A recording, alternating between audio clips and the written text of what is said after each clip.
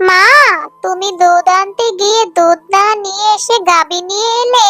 কি মজা, কি মজা! এখন থেকে আমি রোজ দুধ খেতে পারবো, পায়েস খেতে পারবো। মা, তুমি এই গাভীটা কোথায় পেলে? তোমার কাছে তো কোনো টাকা নেই।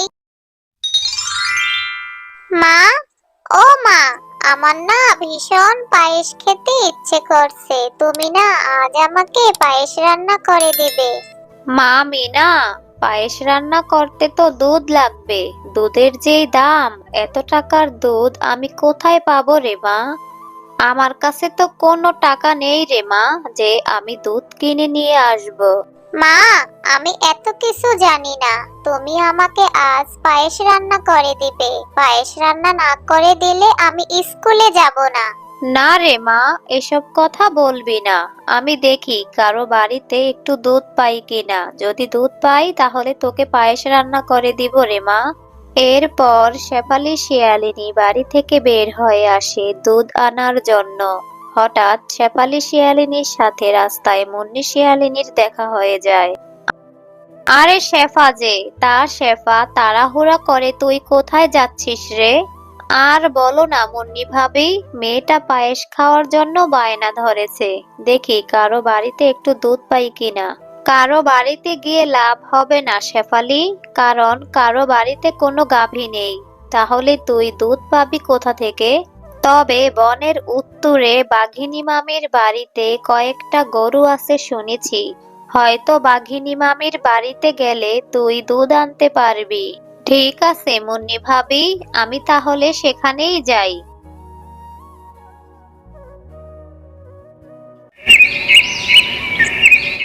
অপয়া গাভী, দুধ দে বলছি, না হলে তোকে আমি মারতে মারতে মেরেই ফেলবো।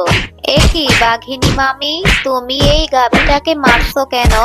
মেরো না, মেরো না বাঘিনী মামি, গাভীটা যে অনেক কষ্ট পাচ্ছে। আর বেশি মারলে যে গাভীটা মরে যাবে।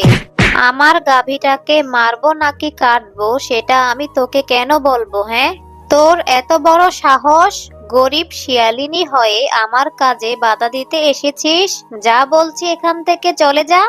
আমার বাড়ি থেকে বেরিয়ে যা বলছি। বাঘিনী মামি, আমি তো তোমার বাড়িতে থাকতে আসিনি। আমাকে একটু দুধ দিবে? একটু দুধ দিলে আমি এখান থেকে চলে যাব বাঘিনী মামি। আমার যে একটু দুধের খুব প্রয়োজন বাঘিনী মামি।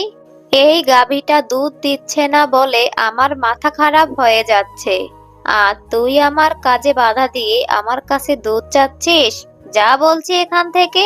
তুই আমার বাড়ি থেকে যাবি নাকি তোকে আমি মেরে এখান থেকে তাড়িয়ে দিব? না না বাঘিনী মামি, আমাকে মেরে তাড়াতে হবে না, আমি এখান থেকে চলে যাচ্ছি।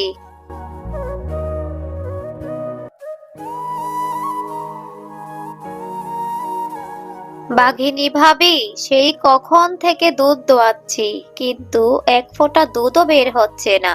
বুঝেছি, এই অপয়া গাভী আর দুধ দিবে না। তার পেট থেকে যে একটা বাচ্চা বের হয়েছিল সেটাও মরা বের হয়েছে। এমন অপয়া গাভীকে বাড়িতে রেখেও তো কোনো লাভ নেই। তুই বরং ওকে জঙ্গলের মধ্যে রেখে আয়। ওকে দেখলেই তো আমার গায়ে রাগ ওঠে। ঠিক আছে বাঘিনী ভাবি, আমি তাই করছি। এরপর কাকলি শিয়ালিনী গাভীটিকে জঙ্গলের মধ্যে রেখে চলে যায়। আমার যে এখানে ভীষণ ভয় করছে। না জানি ভূত এসে আমাকে খেয়ে ফেলে। আমি এখন কোথায় যাব?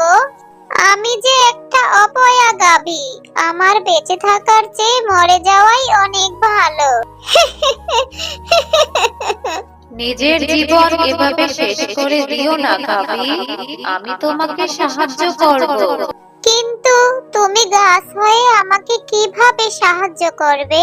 কিন্তু আমি যে এক জাদুর গাছ, তাই আমি তোমাকে এক জাদুর গাভী বানিয়ে দেব।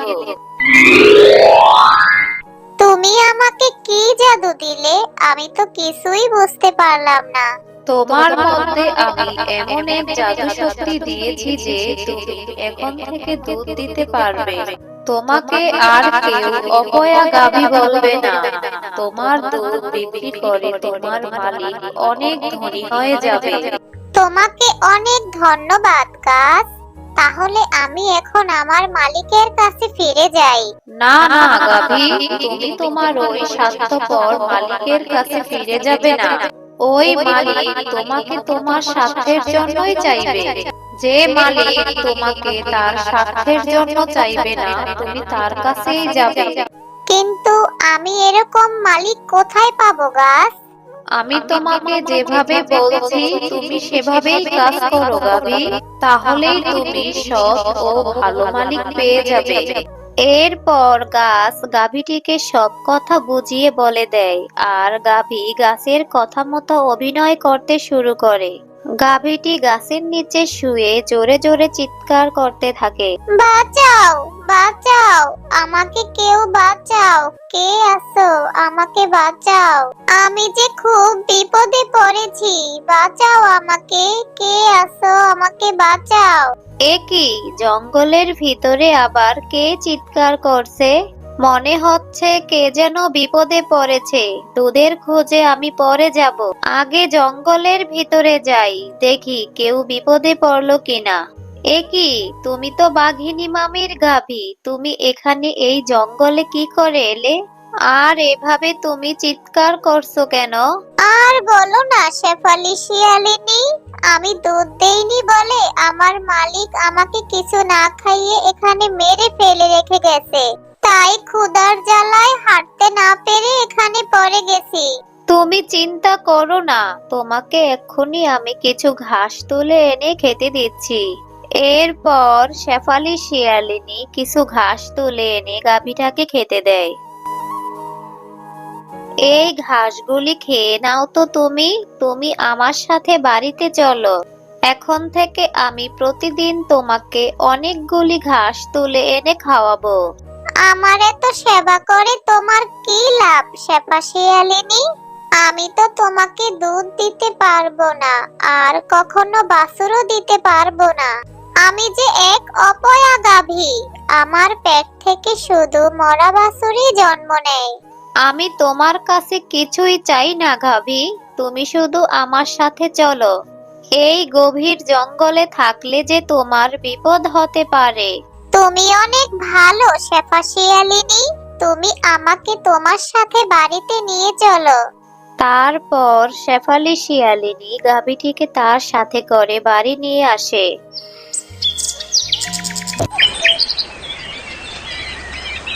মা, তুমি দুধ আনতে গিয়ে গাভী নিয়ে আসলে? কি মজা, কি মজা! এখন থেকে আমি প্রতিদিন দুধ খেতে পারবো, প্রতিদিন পায়েস খেতে পারবো। কিন্তু তুমি এই গাভীটা কোথায় পেলে মা? তোমার কাছে তো কোনো টাকা নেই। মারে, তুই যা ভাবছিস তা নয়। এ গাভীটি কখনোই দুধ দিতে পারবে না। তারপর শেফালি শিয়ালিনী তার মেয়ে মিনাকে সব কথা খুলে বলে।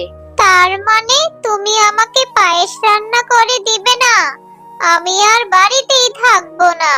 দাঁড়াও মিনা, তুমি কোথাও যেও না। আর শেফা শিয়ালিনী, তুমি বালতি নিয়ে এসে দুধ দোয়াতে থাকো। কিন্তু গাভী, তুমি তো দুধ দিতে পারবে না, তাহলে? সব কথা তোমাকে পরে বলছি।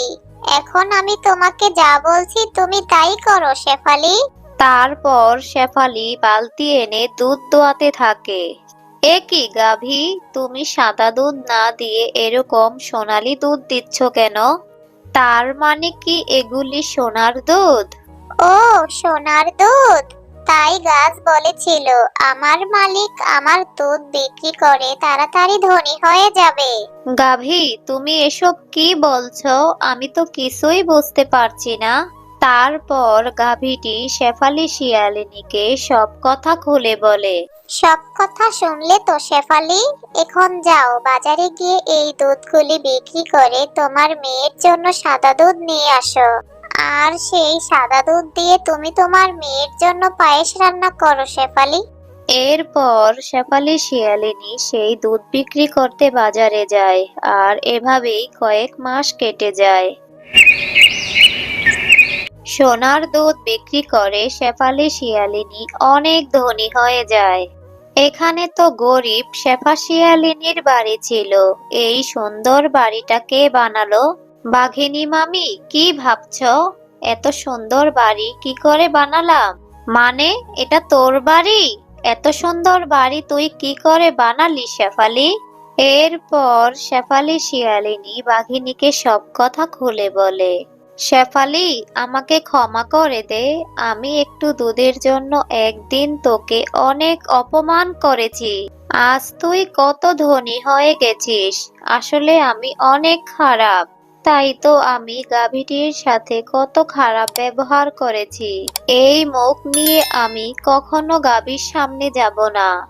এ কথা বলে বাঘিনী সেখান থেকে চলে যায়, আর শেফালি সেই গরুটিকে নিয়ে সুখে শান্তিতে বসবাস করতে লাগলো।